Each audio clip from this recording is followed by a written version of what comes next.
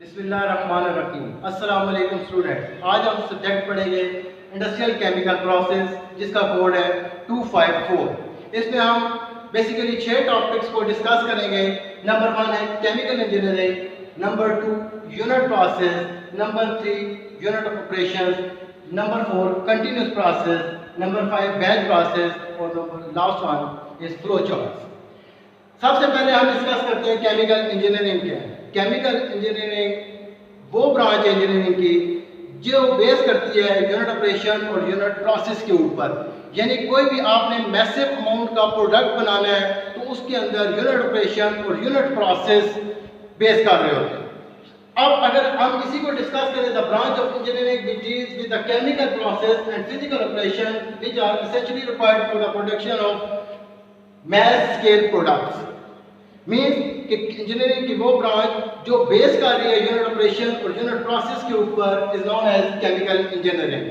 अब इसमें दो चीजें हमने डिस्कस की हैं, number 1 chemical process and number 2 physical operations.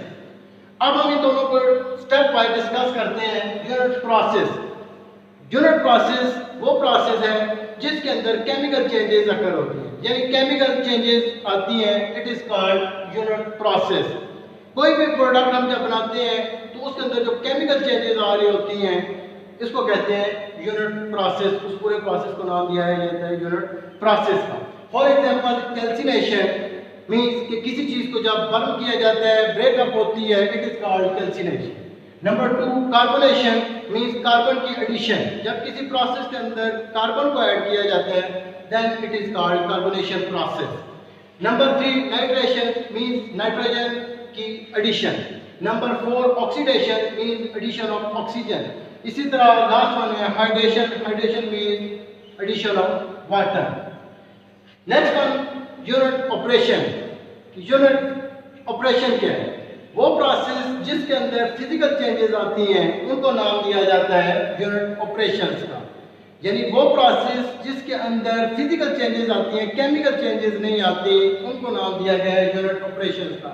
For example हम screening is a unit operation. इसमें क्या होता है कि कोई केमिकल चेंज नहीं आती, जस्ट हम दो डिफरेंट किस्म के मटेरियल्स को सेपरेट कर लेते हैं बाय यूजिंग अ स्क्रीनर।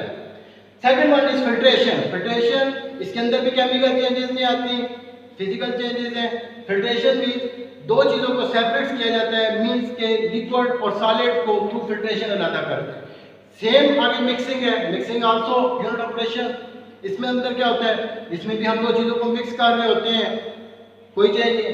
फिर डिस्टिलेशन है। डिस्टिलेशन को हम अगर डिस्कस करें तो distillation is the process in which two materials are separated on the boiling point difference. Boiling point difference की बुनियाद के ऊपर दो चीजों को अलग करना, it is called distillation. And last one is drawing.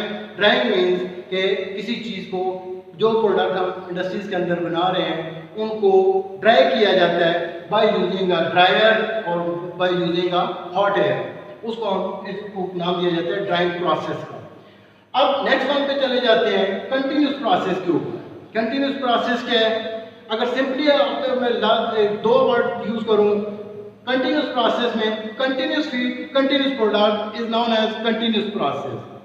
अगर डेफिनेशन के ऊपर चले जाए, lesser amount of material proceed in expensive equipment for a particular time period without any break or stoppage is known as continuous process. Continuous process में ये होता है कि हम एक इक्विपमेंट के अंदर फीड दे देते हैं एक स्पेसिफिक टाइम पीरियड के लिए, डिफरेंट कंडीशन टेम्परेचर प्रेशर्स के ऊपर। वो फीड उस वक्त तक नहीं निकलती जब तक कि उसको फीड ना दी जाए। मीन्स कि हम जब कंटिन्यूस फीड दे रहे हैं हमें कंटिन्यूस प्रोडक्ट मिल रहा है। Continuous feed continuous product it is known as continuous process. कि हम कह सकते हैं कि जैसे फॉर एग्जांपल है सीमेंट इंडस्ट्री को हम डिस्कस करें तो सीमेंट इंडस्ट्रीज के अंदर जो रॉ मटेरियल्स हैं वो 24 आवर्स जा रहे हैं, जबकि प्रोडक्ट पे हमें 24 आवर्स मिल रहा है। जो उसके बेसिक रॉ मटेरियल्स हैं जैसे लाइमस्टोन है, क्ले है, वो कंटिन्यूसली उसके अंदर रॉ मटेरियल्स उस इक्विपमेंट के अंदर एक स्पेसिफिक टाइम पीरियड के लिए वो दे रहे हैं, वो प्रोडक्ट निकलेगा। इसी तरह कंटिन्यूस फीड जा रही है, कंटिन्यूस प्रोडक्ट निकल रहा है, it is called continuous process. Next one है बैच प्रोसेस। ओल्ड मेथड है, पुराना तरीकाकार है, जिसमें हम क्या करते हैं कि एक किसी भी वेसल के अंदर, लार्ज वेसल के अंदर एक फिक्स क्वांटिटी को डाल दिया जाता है। जब वो फिक्स क्वांटिटी प्रोडक्ट के अंदर बनती है, प्रोडक्ट के अंदर कन्वर्ट होती है, उसको उस वेसल में से निकाल दिया जाता है, देन दूसरी फीड उसके अंदर ऐड की जाती है। बैच प्रोसेस के अंदर हम कह सकते हैं कि प्रोडक्ट को उस वक्त हासिल किया जाए और रॉ मटेरियल को दोबारा उसके अंदर इस वक्त ऐड किया जाता है जब हमें एक प्रोडक्ट उस वेसल में से, उस कंटेनर में से हम रिमूव कर लेते हैं। यानी कि एक फिक्स क्वांटिटी दे दी, जब वो प्रोडक्ट के अंदर कन्वर्ट होगा हमने उसको रिमूव कर लेना है प्रोडक्ट को, देन हमें दूसरी उस वेसल के अंदर फीड देनी है। It is called batch process. अब हम लास्ट वन टॉपिक की तरफ आते हैं, types of flow charts. There are two types of flow charts, block diagram and symbolic diagram. First of all block diagram के ऊपर चले जाएं तो मैं आपको डिस्कस करता हूँ ब्लॉक डायग्राम के। ब्लॉक डायग्राम है जिसके अंदर हमने किसी भी इंडस्ट्री को सिंपल ब्लॉक्स की मदद से उसको जाहिर करना, it is called block diagram. For example हमने एक यूनिट ऑपरेशन बनाया है, जो हीट एक्सचेंजर है, ड्रायर है, डिस्टिलेशन यूनिट है, हमने उसको जस्ट एक ब्लॉक की सूरत में शो कर देंगे। It is called block diagram. Means के इंडस्ट्री को ब्लॉक्स की सूरत में जाहिर करना, it is called block diagram. And second one is symbolic diagram. Symbolic diagram means किसी भी इंडस्ट्री को उसके जो स्टैंडर्ड साइज के स्टैंडर्डाइज हैं सिंबल्स, उनकी मदद से जाहिर करना। यानी फॉर एग्जांपल हम इसी डिस्टिलेशन यूनिट को जब एक्सप्लेन करते हैं, दिस इज कॉल्ड डिस्टिलेशन। अब उसी यूनिट को हमने ब्लॉक की में जब जाहिर किया तो ब्लॉक डायग्राम होगी।